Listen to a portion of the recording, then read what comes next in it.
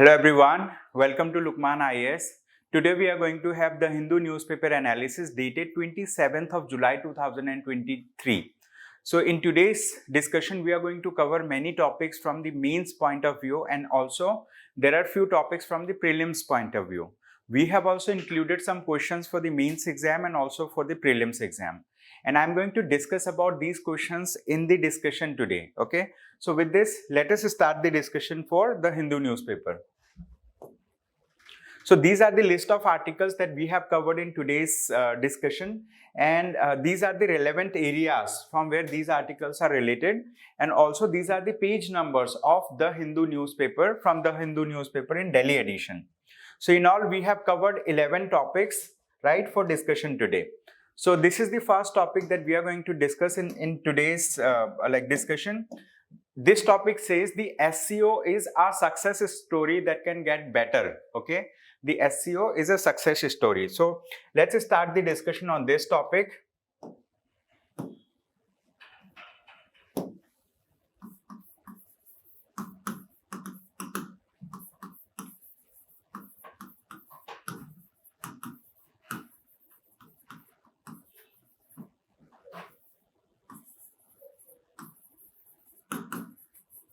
Okay, so it says the SEO is a success story that can get better. This article is related to international relations. Under this, we are going to discuss about the Shanghai Cooperation Organization. Okay, we are going to discuss about the Shanghai Cooperation Organization. So it is in short known as SEO. So the SEO summit was recently conducted by India. Okay, it was recently conducted by India, and this summit was a successful summit. And this summit, SEO has, as of now, it has 8 member states. Earlier it had 8 member states, but recently Iran has joined. Okay, recently Iran has joined the SEO grouping. So in all, the present situation is like it has 9 members. Okay, initially it had 8 members, and among the 8 members we have, let's say, India as a member, then Pakistan is also a member, then Russia is a member of it, and China is a member of it. Along with this, like I'm discussing about out of 8 members, right? Along with this, there are 4 Central Asian countries, okay, that are part of it. Central Asian countries like Uzbekistan, Kazakhstan, Turkmenistan, like that. Okay, so there are 4 Central Asian countries. Along with this, India, Pakistan, Russia, and China were members. Recently, Iran has been granted as full membership of the Shanghai Cooperation Organization.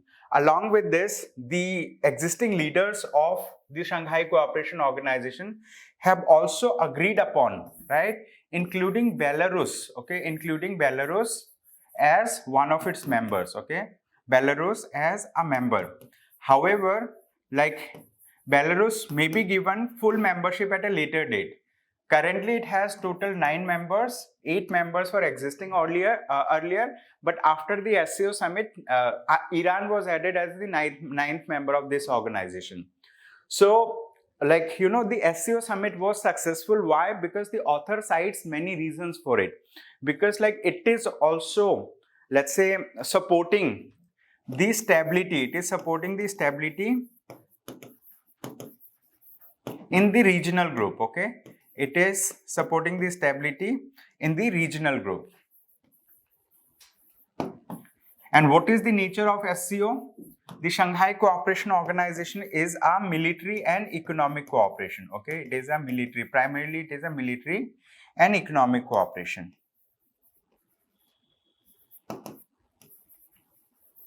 Shanghai Cooperation Organization is a military or economic cooperation. So its headquarters is located in Beijing in China, because like China was the country that has started this particular organization, Shanghai Cooperation Organization. And this article that we are going to talk about, this article has been written by one of the, let's say, like, you know, permanent attaché, means like a person who has been sent to India by China, right? She is a diplomat and she has written this article and she has showcased that Shanghai Cooperation Organization is a success story and we can further make it stronger by bringing the nations together, by having more deeper cooperation, by engaging people in different types of dialogues and communications. So that will lead to increasing the strength of the Shanghai Cooperation Organization. So the author says that the Shanghai Cooperation Organization member states should strengthen strategic communication, deepen practical cooperation and support each other's development. Okay, so that's all in this article. In your free time you can read about it.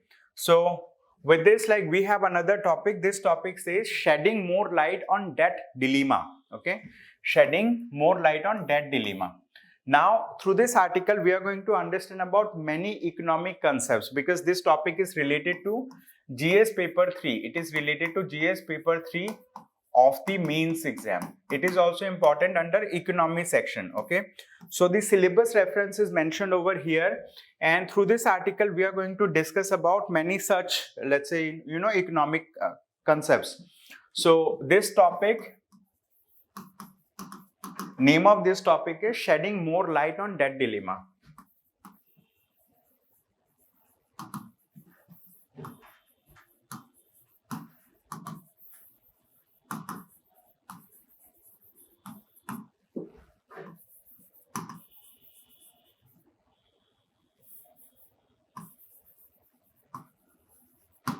Right, so this article is related to Indian economy, like, which is important for GS paper 3.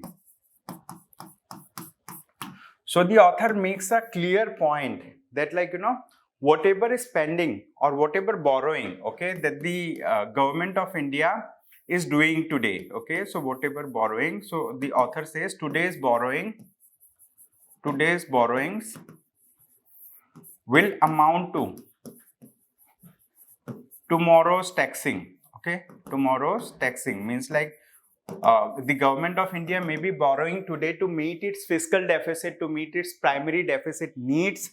However, whatever the government of India is borrowing or state governments are borrowing, so they have to repay for the borrowing by taxing tomorrow. Tomorrow in the sense, like, the next generation will have to bear.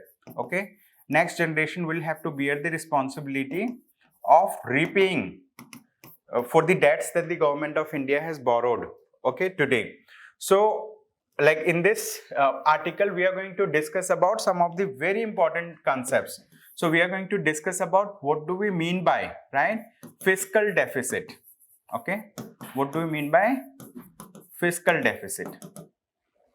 So fiscal deficit is equal to, right, fiscal deficit is equal to, like, whatever income that the government generates. Okay, so it is equal to all revenues of the government minus all expenditures. Okay, all expenditure that the government makes in a particular financial year. Okay, so this particular figure has to be calculated in a financial year. So the time period, the reference time period for calculation of fiscal deficit is, means, like, whatever revenue sources. Revenue means the areas from where the government of India receives money. Like, it can be through tax, different types of tax, indirect tax, direct tax, or income tax, etc. Right? All revenue sources minus all expenditures, like, wherever the government of India is spending. So that is known as fiscal deficit if it is calculated for a period of one financial year. Then apart from this, there is another term which is known as primary deficit. Okay, primary deficit. So what is primary deficit? Primary deficit is equal to fiscal deficit minus interest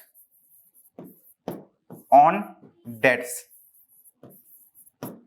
Means, we already know fiscal deficit means revenue all revenue minus all expenditure in a financial year. So, like, we will first calculate fiscal deficit. From here we will deduct the interest payment that the government of India does on the previous debts.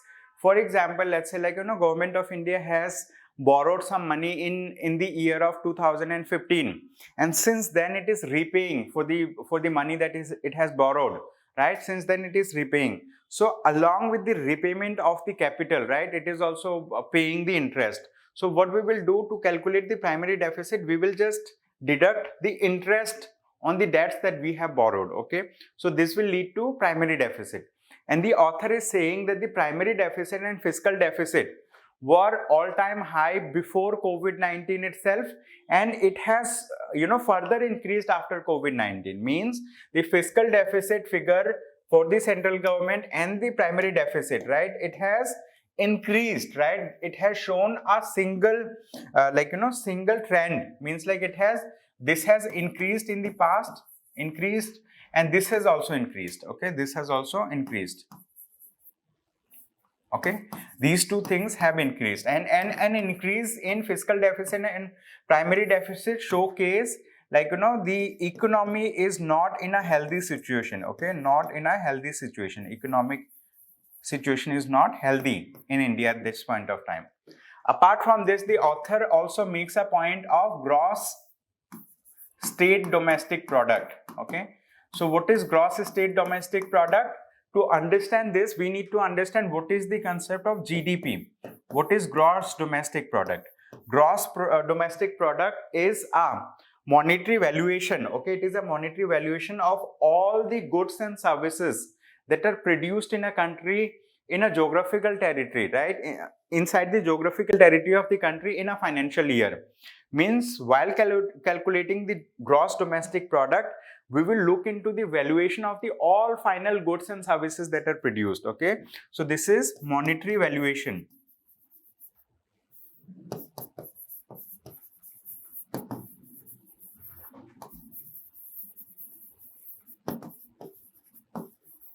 Of all goods and services.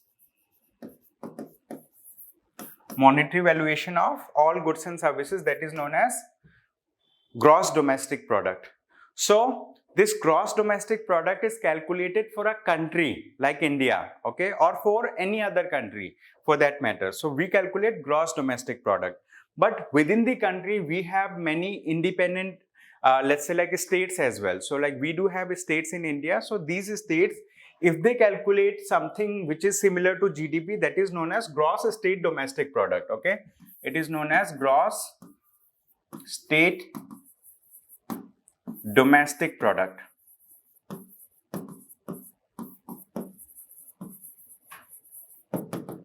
Gross state domestic product.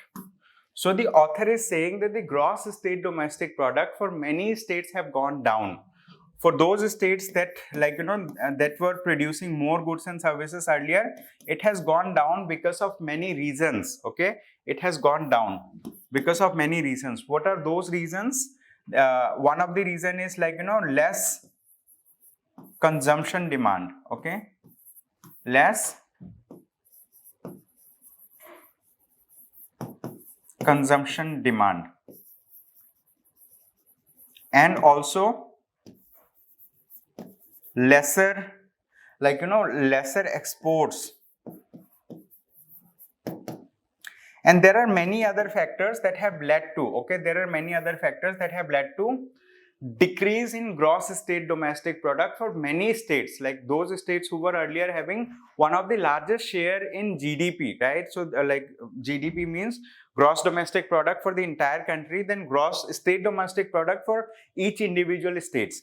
So these states contribute to GDP also, in the sense that if there is more productivity in a state, that will lead to more contribution in the GDP. Okay, so this gross state domestic product for some of the states who were earlier performing really well, they have also started performing less. Okay, so the author is saying that government of India is making huge expenditure nowadays.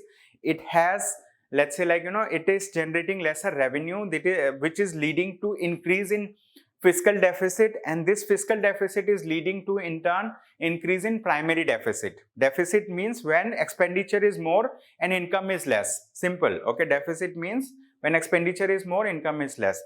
And the author is saying that to meet the expenditure level, to meet the present expenditure level, the government of India is borrowing or state governments are borrowing, and today's borrowing will have to be repaid. And who is going to repay? The next generation is going to repay, because like they will be taxed. Okay, so today's borrowing will lead to tomorrow's taxation, and the next generation will have to bear the burden of the borrowing that the government of India is doing now. Okay, so these are the let's say points that have been made by this author. So in your free time, you need to learn, go through this article to understand little more on some let's say like figures in the sense like they have mentioned many data like for this state that much GSDP, for that state this was the gross state domestic product and all.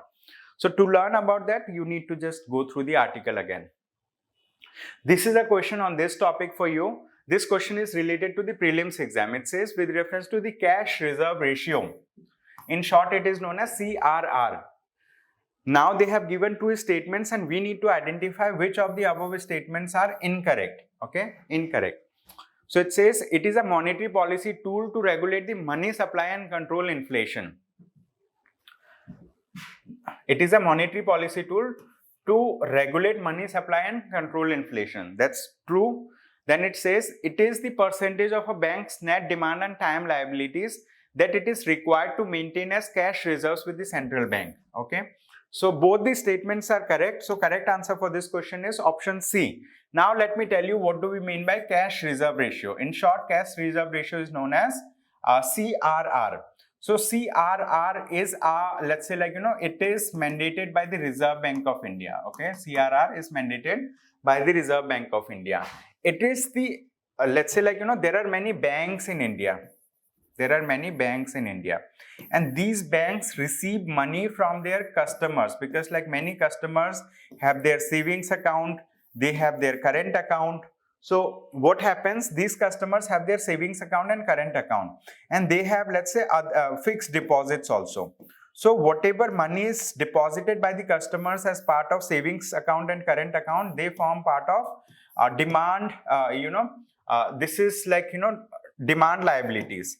And those customers that are depositing their money into the bank through fixed deposits, right, or some other timed deposit, that is known as time liability for the bank.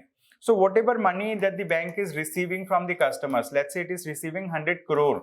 So out of that 4% of it, right, they have to keep it with the Reserve Bank of India. They have to deposit in the Reserve Bank of India, which is known as cash reserve ratio.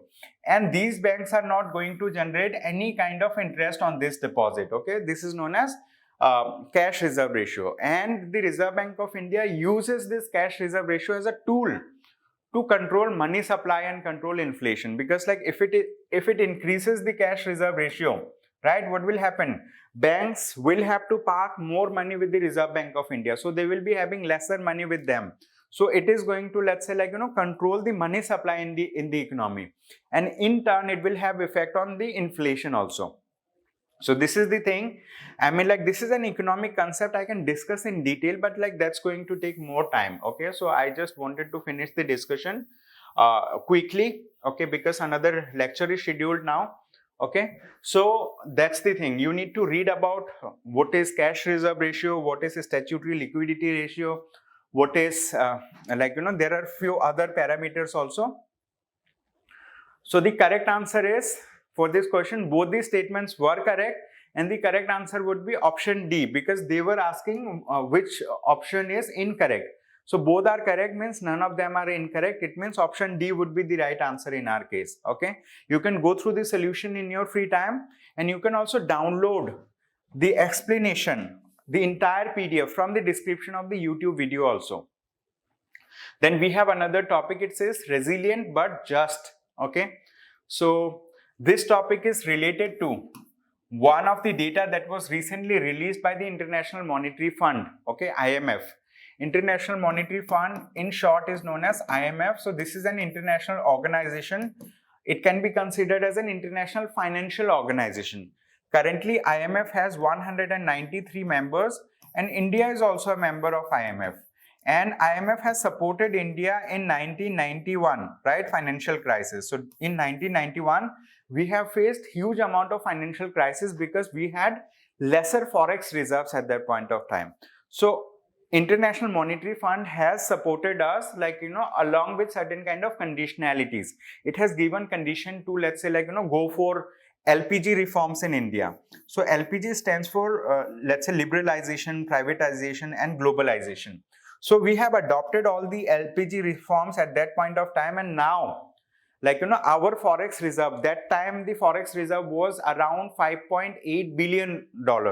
Now it is around $600 billion. Okay, $600 billion. So this LPG reform of 1991 has supported India to a greater extent. And this International Monetary Fund, being an international financial institution, so it releases some kind of reports, right? Reports for that showcases the growth trajectory of different countries of the world, right? So earlier it has published a report, and recently it has published the same report in a revised manner. And according to that report, India is going to grow at a rate of 6.1%, right, year on year, as like when we look into the GDP figures. Okay, so the India's gross domestic product is going to let's say grow at a rate of 6.1%. So like on this particular topic, the author has written about, like, like what the IMF's chief economist has said. Okay, so any report that is published by the International Monetary Fund or World Bank, they do have, let's say, like, huge amount of, it has huge amount of credibility, and like these reports should be taken, let's say, like should be taken as one of the most authentic reports in the world. Okay, they should be taken as authentic reports of the world. So with this, we do have some questions for you. We are going to solve these questions. There are 2 questions for the prelims exam, and also, like, we have questions for mains exam. So it says, what is primary purpose of International Monetary Fund? What is the primary purpose of this particular organization? It says facilitating economic cooperation and financial stability among member countries. Option C is correct. Okay, I'm not reading all other options at this point of time. In your free time, you can go through all the options, because what it does, it facilitates economic cooperation and financial stability among the member countries. So, like, it has facilitated financial stability to India in 1991. Recently, it is supporting Sri Lanka. IMF is supporting Sri Lanka for financial stability over there, and many other countries who face some kind of, let's say, financial instability in the country. IMF comes over there and, like, it supports that country, right? So correct answer is option C. Along with this, like, we do have another question, and like, this is the solution of the first question. You can go through that solution in your free time. And with this, like, let us see the second question on IMF, second question on International Monetary Fund. Again, it says, what does the term World Economic Outlook refer? What does the term World Economic Outlook refer to in the context of global economics? Okay, so World Economic Outlook is a comprehensive analysis of the current state of global economy and its projected growth. Okay, so recently the World Economic Forum has come up with this World Economic Outlook. Sorry, International Monetary Forum has come up with International Monetary Fund has come up with World Economic Outlook presently. And what is World Economic Outlook? World Economic Outlook is a comprehensive analysis of the current state of global economy and its projected growth. Okay, so that's the thing. For this question also, we have included explanation in your free time. Go through the explanation and understand about it. Okay, so this is the explanation of it. Apart from this, like, we have another topic which says measuring well-being in India. Okay, measuring well-being in India. So this article has been written by 2 authors. These 3 authors, in fact. These authors are, let's say, like, Indian people, but they are based in some other countries. They are working with, let's say, University of Manchester, University of Pennsylvania, etc. Okay, so they have discussed about a survey that is known as Gallup. Okay, this survey is known as GALLUP. Okay, it is known as Gallup World Poll Survey. Okay, Gallup World Poll Survey. So this particular World Poll Survey talks about like, life satisfaction of people when we compare multiple aspects, right? So it says that recently, okay, so through this article, the author has talked about the World Economic Outlook that was released by International Monetary Fund. And it has, let's say, talked about that India is going to grow at 6.1%, at a rate of 6.1% GDP per year, okay, year on year. So like, for the present year, the World International Monetary Fund has talked about that India is going to grow at a rate of 6.1% of GDP. However, the author says soon after the International Monetary Fund came up with this report, many people started showing, right, that counter claims followed quick succession, drawing attention in private consumption, high inflation, rise in poverty, and income and wealth inequality. So people have started criticizing this particular growth project of India. They said that economic inequality is rising in India. Okay, economic inequality is rising. And because of which these data is not, let's say, it's not going to hold weight. Okay, this is the thing that the author has said. And the author has also talked about many parameters. Parameters means when we talk about age of people, those people who are above the age of 55 years, like how much are they satisfied with their life? So it says only 9% of those people, only 9% of those people who are above the age of 55 years are satisfied. And if we talk about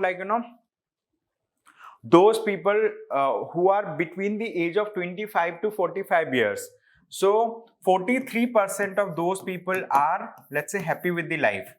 And apart from this, with women, are women happy with the life? So the author says there is negative correlation. I mean, most of the women are not happy with their life. So the author has talked about similar many other parameters, right? And finally, the author has concluded that the trust in government depends on how well the government is doing. And if the government does anything wrong, so it has more impact on the minds of people. So trust deficits starts happening the moment the government does something wrong. The government, comes up with some kind of laws that affects people negatively. So the author says that negative things have more impact on the mind of the people as compared to the positive things. So finally, the author has concluded that in fact the trust in the NDA government fell, and so did the well-being. In some signs of the reversal of policies are weak, if not missing altogether. Means those policies that have been brought by the central government, right? So the signs of reversal of these policies are weak, right? The author says. But the thing is it has also led to trust deficit of the government, and it has led to, let's say, reduction in well-being of people. That's the thing. With this, we have another topic quickly. It says opposition MPs walk out of parliamentary panel to meet on personal data protection bill. You might be knowing that present government has proposed to introduce digital personal data protection, okay, digital personal data protection bill, okay, DPDP bill 2023. And this particular bill has got nod or approval. It has got approval from the Parliamentary Standing Committee. It has got approval from Parliamentary Standing Committee. However, the Parliamentary Standing Committee has given approval without consulting the sitting members of the parliament, sitting opposition members of the parliament. So the opposition members have walked out of the parliament in solidarity, so that they can oppose the introduction of this particular bill. So all the opposition party members, they walked out of the parliament. They wanted that this bill should not be introduced. However, this bill has been introduced in the parliament. Okay, so this is the thing. Then with this, we have another topic. So these are some of the questions for you. You need to go through these questions. One of the question is for the prelims exam, other question is for the mains exam. So we are going to discuss the question of the prelims exam. It says, with reference to disqualification on ground of defection. Okay, so like in India we have anti-defection law. Okay, we have a law which is known as anti-defection law. So this question is based on that. Okay, anti-defection law. So we will discuss about anti-defection law. Anti-defection law is mentioned on 10th schedule of the Constitution of India. And in the 10th schedule of the Constitution of India, they mention that any person who joins from a party, right, who let's say gets elected from the ticket of a party, and then after joining the parliament or joining the state legislature, if they let's say like join some another party, they can be disqualified on the ground that they have defected from their own party. And if a person like who was an independent member after getting elected, if that person joins any political party, he can also be disqualified on the ground of defection. Okay, so there are many such criteria for disqualifying a person. And also, if there is a mass movement, if more than 2/3 of the member move from one party to another party, in that case defection does not hold. Okay, so this question is related to that. It says it is mentioned in the Schedule 9 of the Constitution of India. This is wrong because this is mentioned on 10th schedule of the Constitution, 10th schedule. Second, it does not apply in case of merger of political parties. This is true. Merger means more than 2/3 of the members, right, move from one party to another. That is known as merger of the parties in general. So the second statement is right. Here they are asking which of the above statements is or are incorrect. So statement 1 is incorrect. So option A would be the right answer in our case. Okay, option A would be the right answer in our case. So with this, we will move to next topic quickly.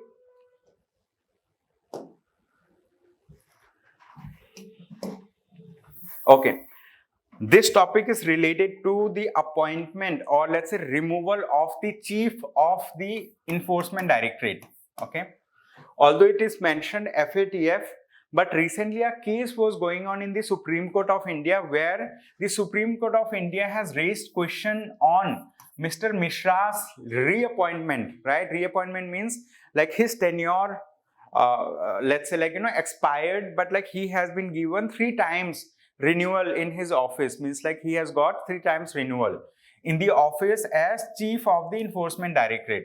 So the Supreme Court of India has asked the central government to remove this particular person from office latest by 31st of July. Okay, latest by 31st of July. However, recently the central government has approached the Supreme Court of India and they have cited that like, recently Financial Action Task Force meeting is going to happen, and in that Financial Action Task Force meeting, like we need huge amount of input from the chief of the enforcement directorate, because like he has been working in the investigation matters related to money laundering cases, related to various other financial irregularities. And if we remove this particular person, we will not be able to come up with good data for the Financial Action Task Force. Okay, so that's why the central government has appealed to the Supreme Court of India to allow this particular person, the chief of the enforcement directorate, to stay in office. Okay, to stay in office. So this is just an ongoing activity related to the chief of the enforcement directorate. Okay, enforcement directorate, we have discussed about this topic in detail in our previous discussions, right? Then we have another question on this topic. It says, what is Financial Action Task Force? Okay, what is FATF? What are the objectives and functions of FATF? So in your free time, go through the website of FATF, learn about it, and also answer this particular question, and you can share your answer with us at evaluation@lukmaanias.com. So with this, we have another topic for you. It says EPFO's IT system collapsing, software causing wastage of time, officers SOS to center. Okay, EPFO stands for Employees Provident Fund Organization. So Employees Provident Fund Organization is an, let's say like, central government organization. It manages the provident fund of employees of the central government. And their IT systems, I mean like, their servers are low grade servers, in the sense most of the servers are outdated, and still the employees are working on those servers, and these servers are, let's say, working very slow. So there is an association of the let's say people who are working in EPFO. This is known as EPF Officers Association, okay, Employee Provident Fund Officers Association, and these officers know about the weakness of the servers of the EPFO. They have also notified the ministers associated with this. So that's why this topic came in news. So they want the, let's say, upgradation of the servers so that like they can do their work fast, and so that they can reduce the man-hour loss, right, from the work. Apart from this, we have another topic. It says UNESCO endorses banning smartphones in schools.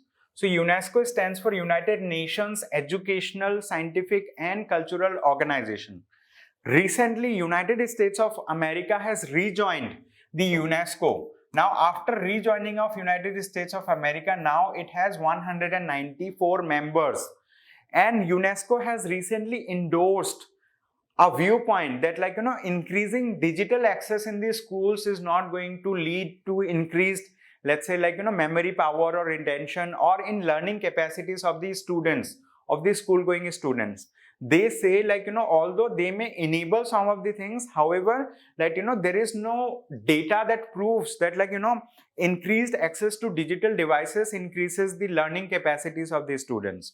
So that's why they have endorsed banning smartphones in schools. Okay, so this topic has been written on this article, and they say, like, SDG 4 targets, they report so SDG means Sustainable Development Goal. So Sustainable Development Goal 4 talks about education. Okay, this is another topic. It says Lok Sabha passes Forest Conservation Amendment Bill. Okay, so recently the Lok Sabha has passed the Forest Conservation Amendment Bill.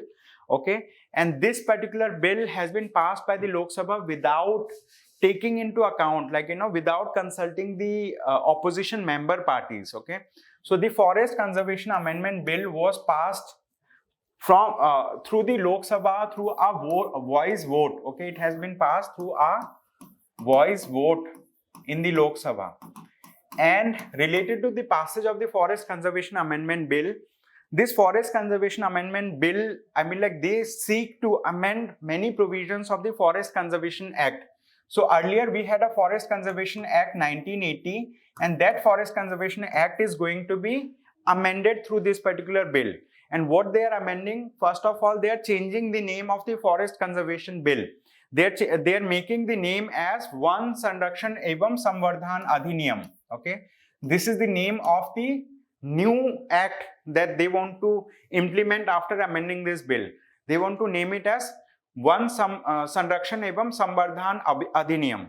Apart from this, there are certain provisions in the bill where, like, deemed forest, those forests that are not mentioned as forest in government records, those forests can be, let's say, like, plantation activities can be allowed by the central government or state government in those forests. Okay, it also, this particular article highlights that, like, if this amendment bill is introduced in the parliament, what it is going to do, it is going to, let's say, push India back. India has adopted a target of net zero carbon emission by 2070.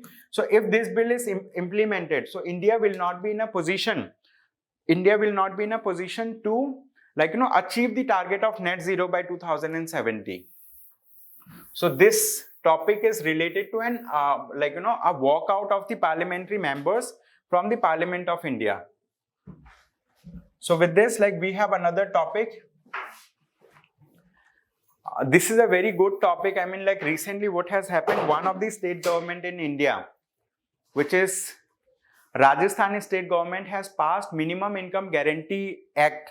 So that Minimum Income Guarantee Act gives 125 days of employment to the people who are working in rural areas and in urban areas.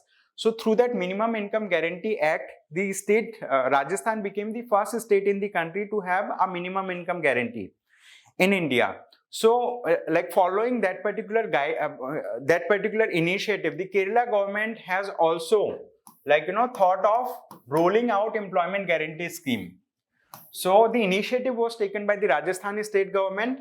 Now the Kerala government is also thinking of coming out with similar kind of minimum income guarantee for its for its state residents. And this particular minimum income guarantee will be known as NOCRA, okay, NORCA, Non-Resident Keralites Affair Assisted and Mobilized Employment. Name of the program is NAME. Means those people who were resident of Kerala, but now they are no longer residing in Kerala, they are residing somewhere else. If they want to come back to Kerala, in that case, they will be given minimum employment guarantee by the state government of Kerala. So this is related to that scheme. So they have mentioned about like how the registration of people will happen, which department is going to look into these affairs and all. Okay. And apart from this, some highlights, right? Some highlights, these are known as PT pointers. These PT pointers are mentioned over here. One of the things is, it says West Bengal government announces a mangrove cell. So International Mangrove Day was being celebrated, and that's why the West Bengal government has announced a mangrove cell related to it. Apart from this, right? So this is just an update. Then rise in the share of orphans, abandoned children since 2020. Okay. So Ministry of Women and Child Development has recently notified that the number of orphans who have been abandoned since 2020 have increased. It has risen by 25 percentage point. So this is just an update on that figure. Apart from this, the complaints pending with the CIC as of April 1. CIC means Central Information Commission. So the Union Minister of State for Personnel has informed the Parliament that 29,213 cases were pending with the Central Information Commission. Okay, so this is related to that. And also in Iran, okay, when we talk about Iran, Iran has enforced intensified hijab crackdown. Okay, means Iran as a country, it is enforcing that like women should wear hijab in all public places. And for that, they have started cracking down in the sense like they are implementing it by applying penalty, by applying fine on women who do not follow the hijab rules in Iran. So this has been reported by Amnesty International. So that's all from my side for the day. Thank you so much everyone for attending today's discussion. I hope you have a good day ahead. Thank you.